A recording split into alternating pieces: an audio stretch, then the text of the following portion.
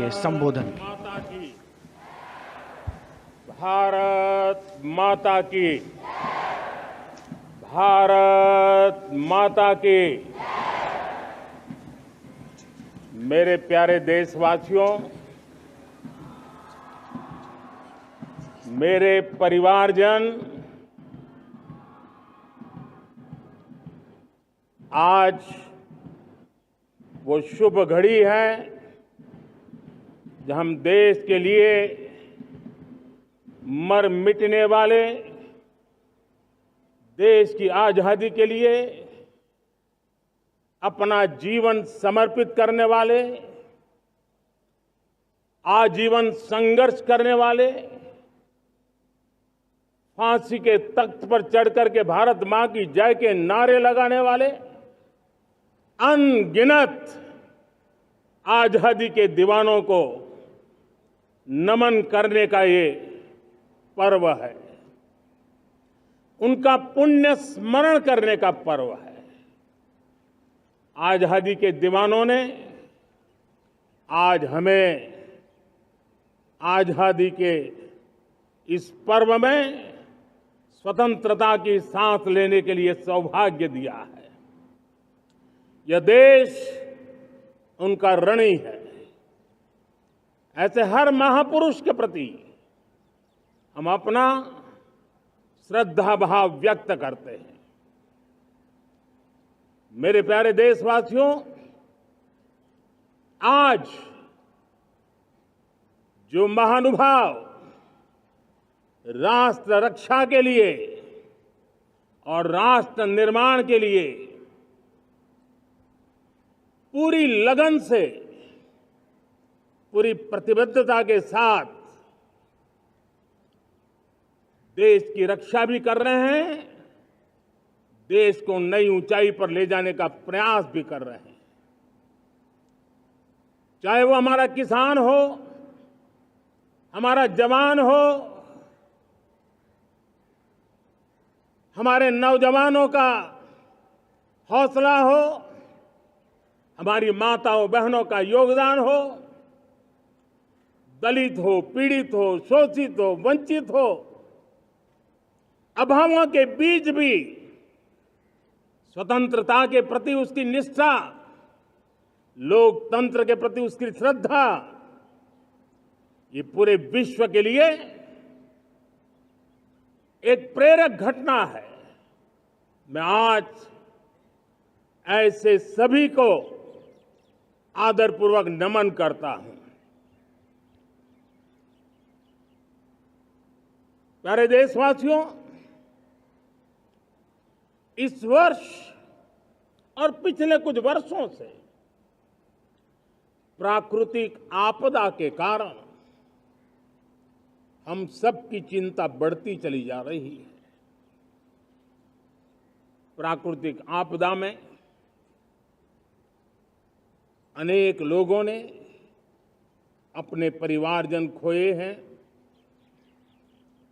संपत्ति खोई है, राष्ट्र ने भी पारावार नुकसान भोगा है। मैं आज उन सब के प्रति अपनी संवेदना व्यक्त करता हूं और मैं उन्हें विश्वास दिलाता हूं कि यह देश इस संकट की घड़ी में उन सब के साथ खड़ा है। मेरे प्यारे देशवासियों, हम जरा आजादी के पहले के वो दिन याद करें। सैकड़ों साल की गुलामी, हर कालखंड संघर्ष का रहा। युवा हो, बुजुर्ग हो, किसान हो, महिला हो, आदिवासी हो, उन्होंने गुलामी के खिलाफ जंग लड़ते रहे, अविरत जंग लड़ते रहे। इतिहास गवाह है कि 1857 के स्वातंत्र संग्राम जिसको हम याद करते हैं, उसके पूर्व भी हमारे देश के कई आदिवासी क्षेत्र थे जहां आजादी का जंग लड़ा जाता था। साथियों, गुलामी का इतना लंबा कालखंड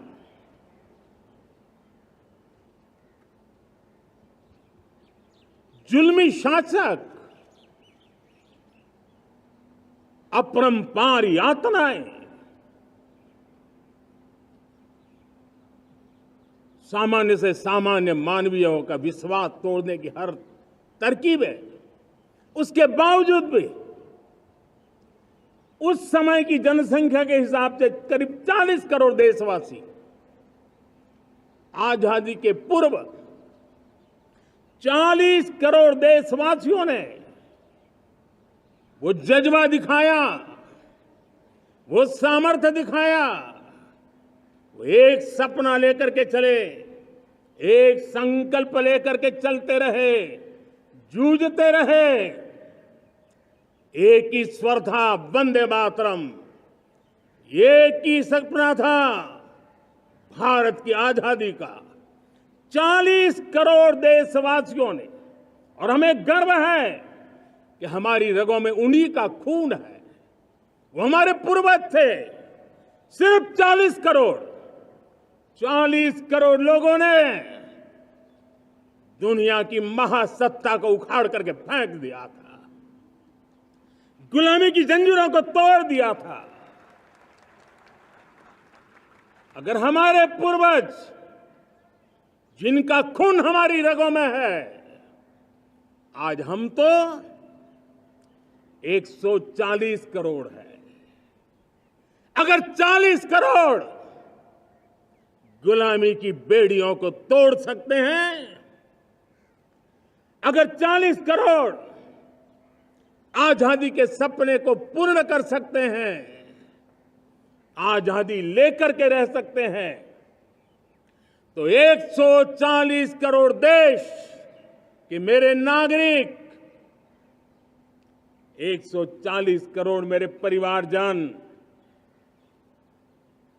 अगर संकल्प लेकर के चल पड़ते हैं, एक दिशा निर्धारित करके चल पड़ते हैं, कदम से कदम मिलाकर, कंधे से कंधा मिलाकर अगर चल पड़ते हैं, तो चुनौतियां कितनी भी क्यों ना हो, अभाव की मात्रा कितनी ही तीव्र क्यों ना हो, संसाधनों के लिए जूझने की नौबत हो तो भी हर चुनौती को पार करते हुए हम समृद्ध भारत बना सकते हैं।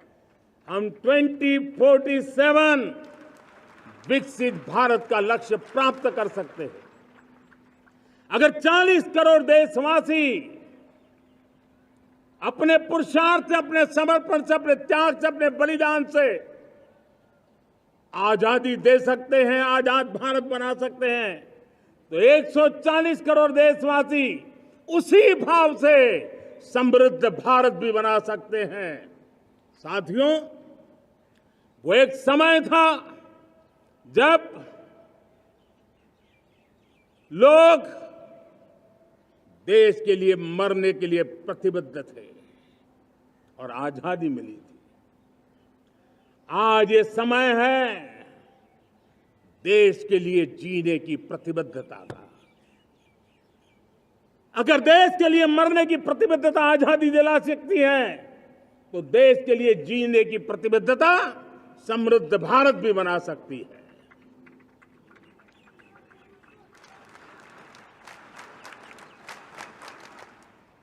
साथियों, विकसित भारत 2047 इस तरफ भाषण के शब्द नहीं है, इसके पीछे कठोर परिश्रम चल रहा है। देश के कोटि कोटि जनों के सुझाव लिए जा रहे हैं और हमने देशवासियों से सुझाव मांगे और मुझे प्रसन्नता है कि मेरे देश के करोड़ों नागरिकों ने विकसित भारत 2047 के लिए अनगिनत सुझाव दिए हैं। हर देशवासी का सपना उसमें प्रतिबिंबित हो रहा है, हर देशवासी का संकल्प उसमें झलकता है। युवा हो, बुजुर्ग हो, गांव के लोग हो, शहर के लोग हो, किसान हो, कामदार हो, दलित हो, आदिवासी हो, पहाड़ों में रहने वाले लोग, शहरों में रहने वाले लोग हैं, हर किसी ने 2047 में जब देश आजादी का 100 साल मनाएगा तब तक विकसित भारत के लिए अनमोल सुझाव दिए हैं। और मैं जब इन सुझावों को देखता था मेरा मन प्रसन्न हो रहा था। उन्होंने क्या लिखा?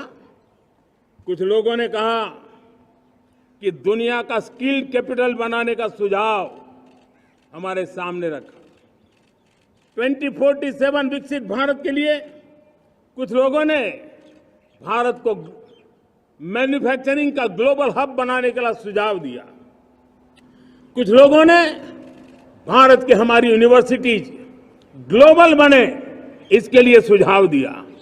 कुछ लोगों ने यह भी कहा कि क्या आजादी के इतने सालों के बाद हमारा मीडिया ग्लोबल नहीं होना चाहिए। कुछ लोगों ने यह भी कहा कि हमारा स्किल्ड युवा विश्व की पहली पसंद बनना चाहिए। कुछ लोगों ने सुझाव दिया भारत को जल्द से जल्द जीवन के हर क्षेत्र में आत्मनिर्भर बनना चाहिए। कई लोगों ने सुझाव दिया कि हमारे किसान जो मोटा अनाज पैदा करते हैं, जिसको हम श्री अन्न कहते हैं, उस सुपर फूड को दुनिया के हर डाइनिंग टेबल पर पहुंचाना है। हमें विश्व के पोषण को भी बल देना है और भारत के छोटे किसानों को भी मजबूती देनी है। कई लोगों ने सुझाव दिया कि देश में स्थानीय स्वराज की संस्थाओं से लेकर के अनेक इकाइयां हैं, उन सब में गवर्नेंस के रिफॉर्म की बहुत जरूरत है।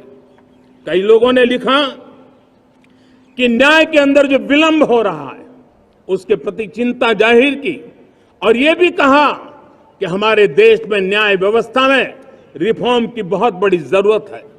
कई लोगों ने लिखा कि कई ग्रीनफील्ड सिटीज बनाने की अब समय की मांग है। किसी ने बढ़ती हुई प्राकृतिक आपदाओं के बीच शासन प्रशासन में कैपेसिटी बिल्डिंग के लिए एक अभियान चलाने का सुझाव दिया।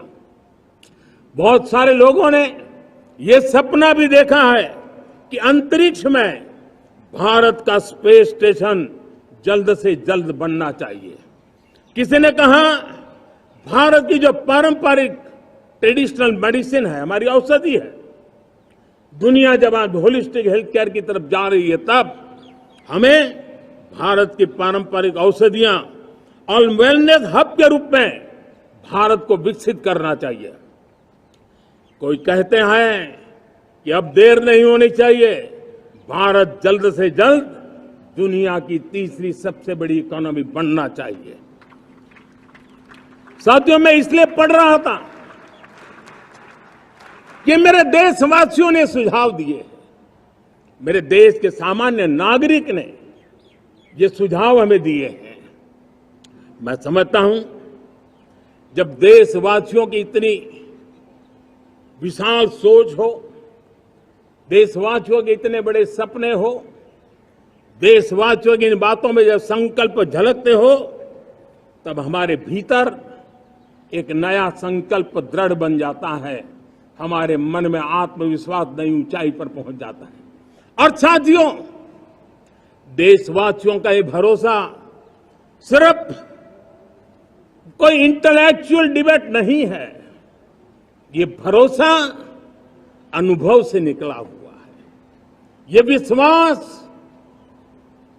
लंबे कालखंड के परिश्रम की पैदावार है और इसलिए देश का सामान्य मानव याद करता है। जब लाल किले से कहा जाता है कि हिंदुस्तान के 18,000 गांवों में समय सीमा में बिजली पहुंचाएंगे और वो काम हो जाता है, तब भरोसा मजबूत हो जाता है। जब ये तय होता है कि आजादी के इतने सालों के बाद भी 2.5 करोड़ परिवार ऐसे हैं जहां बिजली नहीं है, वो अंधेरे में जिंदगी गुजारते हैं। 2.5 करोड़ घरों में बिजली पहुंच जाती है, तब सामान्य मानवीय का भरोसा बढ़ जाता है। जब बारीकी से स्वच्छ भारत की बात कही जाए, तब इस देश के अग्रिम हरोर पंक्ति में बैठे हुए लोग हो, गांव के लोग हो, गरीब बस्ती में रहने वाले लोग हो, छोटे छोटे बच्चे हो, हर परिवार के अंदर स्वच्छता का वातावरण बन जाए, स्वच्छता की चर्चा हो, स्वच्छता के संदर्भ में एक दूसरे को रोक टोकने का निरंतर प्रयास चलता रहे। मैं समझता हूं कि ये भारत के अंदर आई हुई नई चेतना का प्रतिबिंब है। जब देश के सामने लाल किले से कहा जाए कि आज हमारे परिवारों में 3 करोड़ परिवार ऐसे हैं जिनके घर में नल से जल मिलता है, आवश्यक है हमारे इन परिवारों को पीने का शुद्ध पानी पहुंचे। जल जीवन मिशन के तहत इतने कम समय में नए 12 करोड़ परिवारों को जल जीवन मिशन के तहत नल से जल पहुंच रहा है। आज 15 करोड़ परिवार इसके लाभार्थी बन चुके हैं। हमारे कौन लोग वंचित थे इन व्यवस्थाओं से, कौन पीछे रह गए थे? समाज के अग्रिम पंक्ति के लोग इसके लिए अभाव में नहीं जीते थे।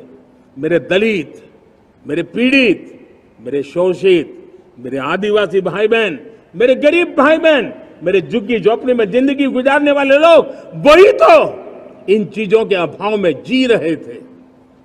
हमने अनेक ऐसे प्राथमिक आवश्यकताओं की पूर्ति के लिए जो प्रयास किया और उसका परिणाम हमारे इन सारे समाज के बंधुओं को मिला है। हमने वोकल फॉर लोकल का मंत्र दिया। आज मुझे खुशी है कि वोकल फॉर लोकल ने अर्थतंत्र के लिए एक नया मंत्र बन गया है। हर डिस्ट्रिक्ट अपनी पैदावार के लिए गर्व करने लगा है। 1 डिस्ट्रिक्ट 1 प्रोडक्ट का माहौल बना है। अब 1 डिस्ट्रिक्ट 1 प्रोडक्ट को 1 डिस्ट्रिक्ट का 1 प्रोडक्ट एक्सपोर्ट कैसे हो, उस दिशा में हर जिले सोचने लगे हैं। रिन्यूएबल एनर्जी का संकल्प लिया था। G20 समूह के देशों ने जितना किया है उससे ज्यादा भारत ने किया है, और भारत ने ऊर्जा के क्षेत्र में आत्मनिर्भर बनने के लिए, ग्लोबल वार्मिंग की चिंताओं से मुक्ति पाने के लिए हमने काम किया है। साथियों, देश गर्व करता है आज जब फिनटेक की सफलता को लेकर पूरा विश्व भारत से कुछ सीखना समझना चाहता है, तब हमारा गर्व और बढ़ जाता है। साथियों, हम कैसे भूल सकते हैं कोरोना के वो संकट काल। विश्व में सबसे तेज गति से करोड़ों लोगों को वैक्सीनेशन का काम हमारे इसी देशों में हुआ। यही देश हैं जो कभी आतताई आतंकवादी हमें आकर के मार के चले जाते थे। जब देश की सेना सर्जिकल स्ट्राइक करती है, जब देश की सेना एयर स्ट्राइक करती है, तो देश के नौजवानों का सीना ऊंचा हो जाता है, तन जाता है, गर्व से भर जाता है। और यही बातें हैं जो आज 140 करोड़ देशवासियों का मन गर्व से भरा हुआ है, आत्मविश्वास से भरा हुआ है। साथियों, इन सारी बातों के लिए एक सुविचारित प्रयास हुआ है। रिफॉर्म की परंपरा को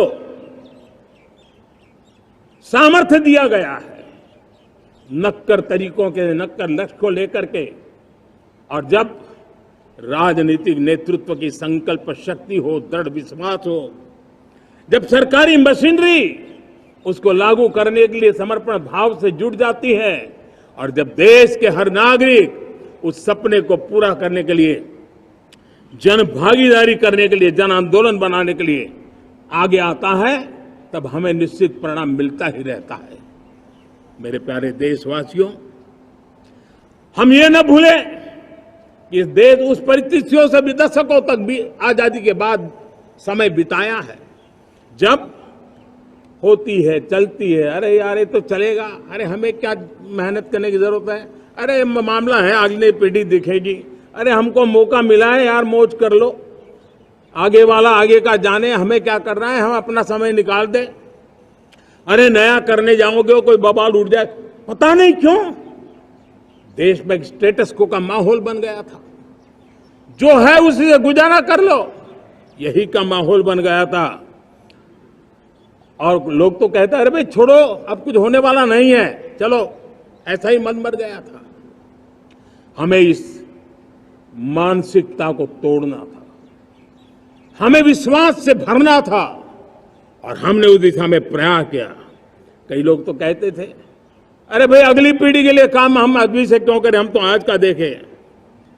लेकिन देश का सामान्य नागरिक ये नहीं चाहता था। वो बदलाव के इंतजार में था, वो बदलाव चाहता था, उसकी ललक थी, लेकिन उसके सपनों को किसी ने तवज्जो नहीं दी, उसकी आशा आकांक्षाओं को अपेक्षाओं को तवज्जो नहीं दी गई, और उसके कारण वो मुसीबतों को झेलते हुए गुजारा करता रहा, वो रिफॉर्म्स का इंतजार करता रहा। हमें जिम्मेदारी दी गई और हमने बड़े रिफॉर्म्स जमीन पर उतारे।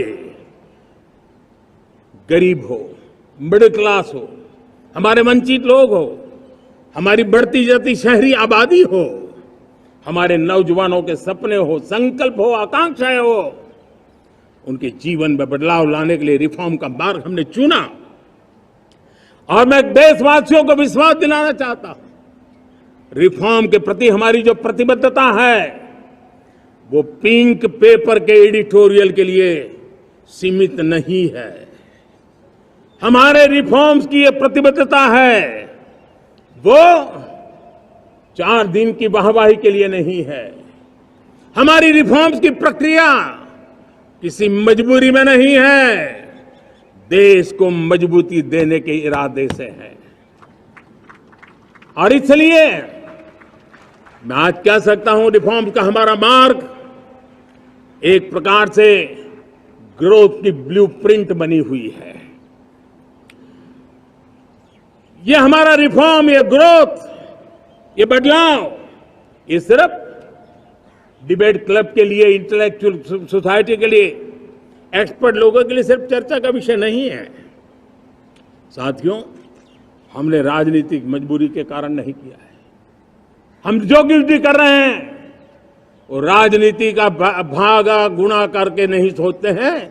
हमारा एक ही संकल्प होता है, नेशन फर्स्ट, नेशन फर्स्ट, राष्ट्रहित सुप्रीम, ये मेरा भारत महान बने, इसी संकल्प को लेकर के हम कदम उठाते हैं। साथियों, जब रिफॉर्म की बात आती है, एक लंबा परिवेश है। अगर मैं उसकी चर्चा में चला जाऊंगा तो शायद घंटों निकल जाएंगे, लेकिन मैं एक छोटा सा उदाहरण देना चाहता हूं। बैंकिंग क्षेत्र में जो रिफॉर्म हुआ, आप सोचिए बैंकिंग क्षेत्र का क्या हाल था। न विकास होता था, न विस्तार होता था, न विश्वास बढ़ता था। इतना ही नहीं, जिस प्रकार की कारनामे चले उसके कारण हमारे बैंक संकटों से गुजर रहे थे। हमने बैंकिंग सेक्टर को मजबूत बनाने के लिए अनेकविध रिफॉर्म्स किए, और आज उसका कारण हमारी बैंक विश्व में जो इन्हीं गुने मजबूत बैंक के हैं उसमें भारतीय बैंकों ने अपना स्थान बनाया है। और जब बैंक मजबूत होती है ना, तब फॉर्मल इकोनॉमी की ताकत भी बढ़ती है। जब बैंक की व्यवस्था बन जाती है, जब सामान्य खास करके मध्यम वर्ग के परिवार की जो रिक्वायरमेंट होती है उसको पूरा करने की सबसे बड़ी ताकत बैंकिंग सेक्टर में होती है। अगर उसको होम लोन चाहिए, उसको व्हीकल का लोन चाहिए, मेरे किसान को ट्रैक्टर के लिए लोन चाहिए, मेरे नौजवानों को स्टार्टअप के लिए लोन चाहिए, मेरे नौजवानों को कभी पढ़ने के लिए, एजुकेशन के लिए लोन चाहिए, किसी को विदेश जाने के लिए लोन चाहिए, ये सारी बातें उसे संभव होती है। मुझे तो खुशी है कि मेरे पशुपालक भी, मेरे मछली पालन करने वाले भाई बहन भी आज बैंकों से लाभ ले रहे हैं। मुझे खुशी है मेरे रेहड़ी पटरी वाले लाखों भाई बहन आज बैंक से साथ जुड़ करके अपनी नई ऊंचाइयों को प्राप्त कर रहे हैं और विकास की दिशा में वो भागीदार बन रहे हैं। हमारे एमएसएमईज, हमारे लघु उद्योग के लिए तो बैंक एक सबसे बड़ी सहायक होती है। उसको रोजमर्रा पैसों की जरूरत होती है अपने नित्य मर्जी पर प्रगति के लिए, और उस काम को हमारी मजबूत बैंकों के कारण संभव हुआ है। साथियों, दुर्भाग्य से हमारे देश में आजादी तो मिली, लेकिन लोगों को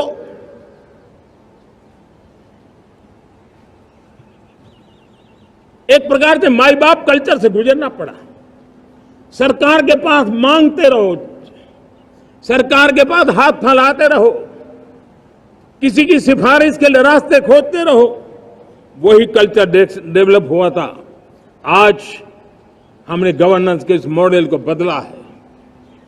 आज सरकार सब खुद लाभार्थी हितार्थी के पास जाती है।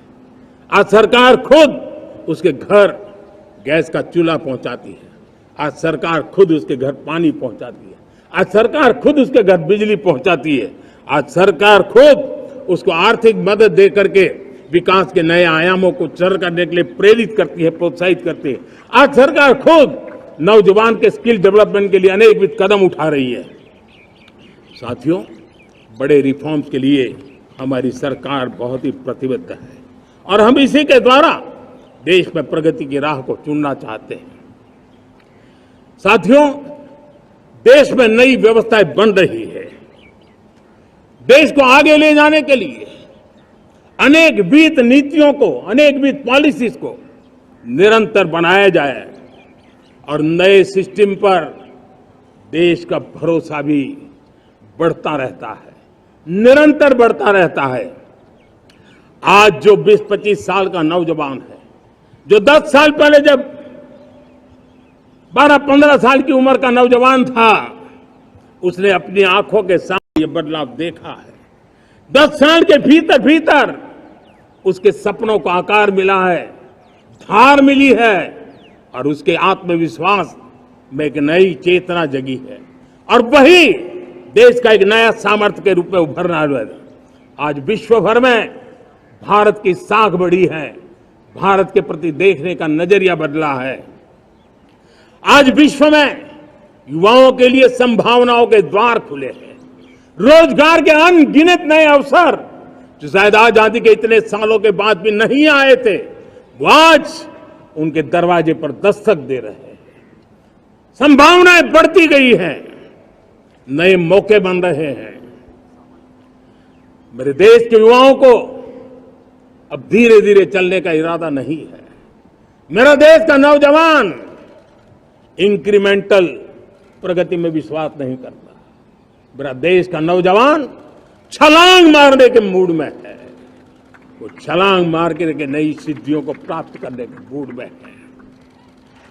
मैं कहना चाहूंगा, भारत के लिए गोल्डन एरा है।